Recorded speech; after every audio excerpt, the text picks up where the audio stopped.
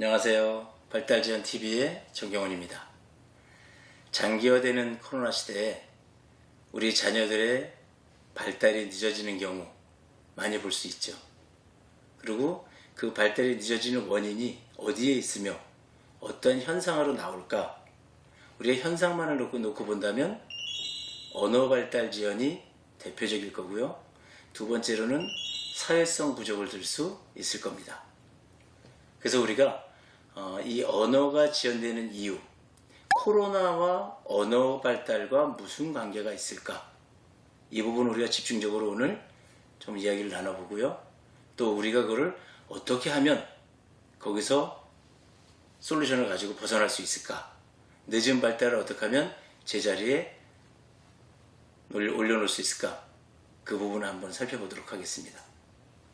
먼저 언어 발달 지연에 대해서 코로나와 어떤 관계가 있는지를 살펴보도록 하겠습니다. 이 언어는 구조적인 세 가지의 라인을 갖고 있어요. 제일 첫 번째 언어를 만들어내는 과정은 심폐기능입니다.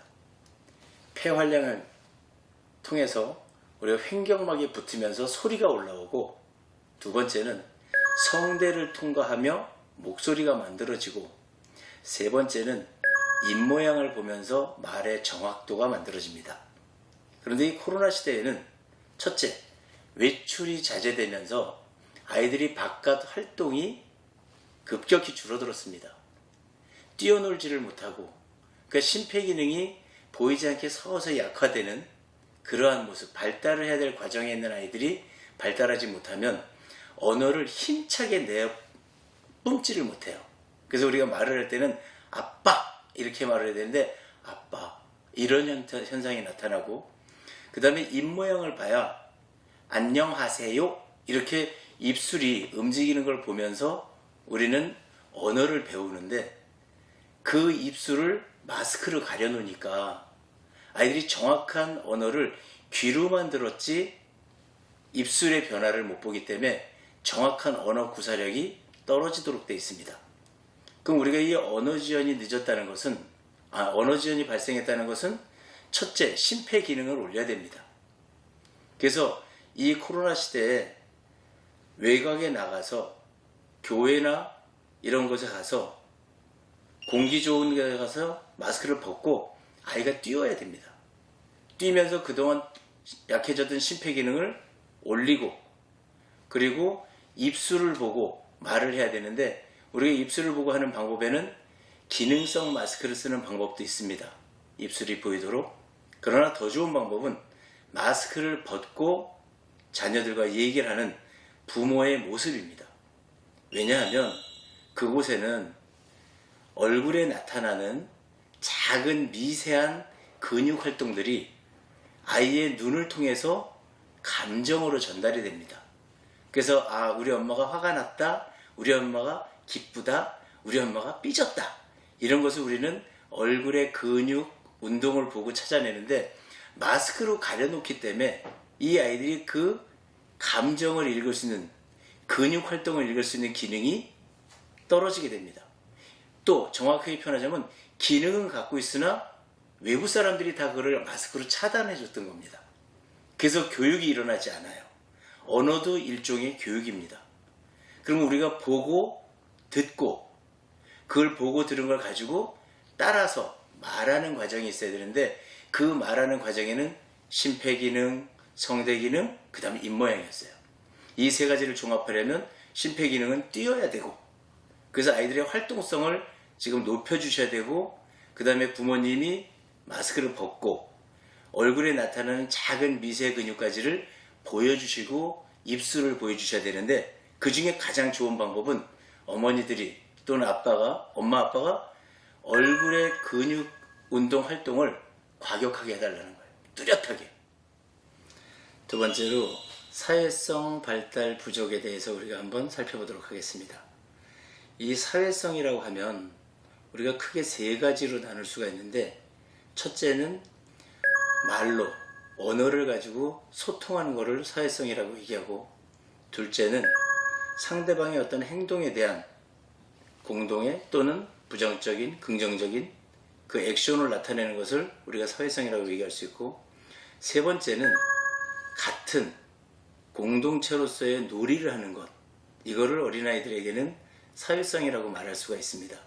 그런데 코로나 시대에 우리가 막혔던 것은 또래 친구들을 만나서 대화를 할 수가 없었어요. 그러다 보니까 언어에 대한 소통 능력이 떨어지고 언어 구사력이 낮아집니다. 두 번째는 어떤 행동에 따른 그걸 보고서 싫다 좋다를 또래끼리 주고받아야 되는데 그 만남의 시간이 줄다 보니까 그게 전체적으로 저하가 됩니다. 그리고 세 번째는 공동의 놀이는 전혀 아이들이 할 수 없을 정도의 같이 모이는 시간들이 부족했었습니다. 이 세 가지를 만들어내려고 그러면 물론 코로나로 인해서 모일 수 없다는 것, 이런 전제 조건이 있었지만 우리가 이런 부분도 슬기롭게 만들어갈 수 있다 그러면 거기에 대한 솔루션은 부모가 놀이를 같이 해주는 방법입니다. 그러니까 언어를 가지고 소통을 할 때 엄마와 자녀의 대화법이 아닌 친구와 친구의 대화법, 이거를 사용할 때는 좀 영상물을 이용하시는 것도 굉장히 좋은 방법입니다. 그리고 영상물을 이용하면서 부모가 옆에서 그 영상물에 대한 친구의 입장과 이런 것을 같이 설명해 주면 굉장히 좋은 방법이 됩니다. 그리고 두 번째로는 어떤 액션에 대한 대응 액션, 이게 서로 모이지 못해서 못했기 때문에 우리가 여러 가지 감성적인 것, 감정적인 것 표현할 수 있는 그러한 놀이법들이 있습니다. 그래서 부모가 마찬가지로 어떤 액션을 취할 때 그 액션을 리얼하게 아이한테 보여주고 재밌게 해주셔야 돼요.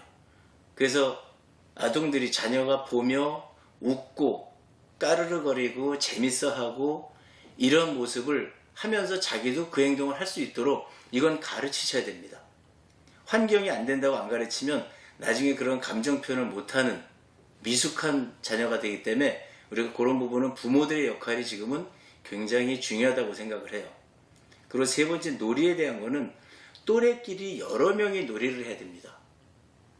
예를 들면 숨바꼭질을 한다든가 뭐 무궁화 꽃이 피었습니다를 한다든가 이런 과정을 사람 수가 모자라면 또래 아이들이 없을 때는 할 수가 없어요. 그럴 때는 그 영상물을 요즘은 유튜브나 이런 걸 통해서도 많은 거를 볼 수가 있기 때문에 보면서 부모님이 설명을 해주시면 그 사회성에 대해서 알면 나중에 아이들이 그 코로나 시대가 끝났을 때 그 기억하고 있던 걸 가지고 같이 임할 수가 있어요. 그래서 우리가 지금은 언택트 시대라고 얘기를 하지만 우리가 영상물을 통한 교육이, 그리고 그 영상물을 그냥 주는 것이 아니고 그 영상물을 부모가 리액션을 한번 만들어서 대화법을 만들어서 또 어린아이와 같은 모습으로 동심으로 돌아가서 아동의 수준에 맞게 설명해 주는 것이 이 사회성 부족을 발달시킬 수 있는 좋은 솔루션이라고 말할 수 있습니다.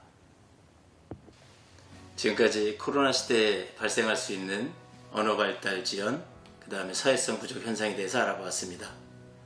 그래서 우리가 많이 늦은 것 같지만 조금만 노력하면 잃어버렸던 시간을 다시 앞지러 갈 수 있고, 또 부모님들이 조금만 더 힘을 내서 노력해 주신다면 이 코로나 시대에 놓친 것 같았던 시간들을 더 회복시킬 수가 있어요.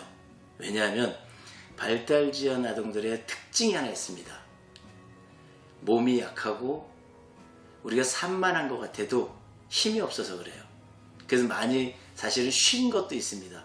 가정에 있으면서 휴식도 취했고 그렇기 때문에 지금 늦은 만큼 더 빨리 앞으로 나가서 좋은 결과를 초래할 수도 있습니다. 조금 더 힘내시고 함께 하시기를 부탁드리겠습니다. 감사합니다.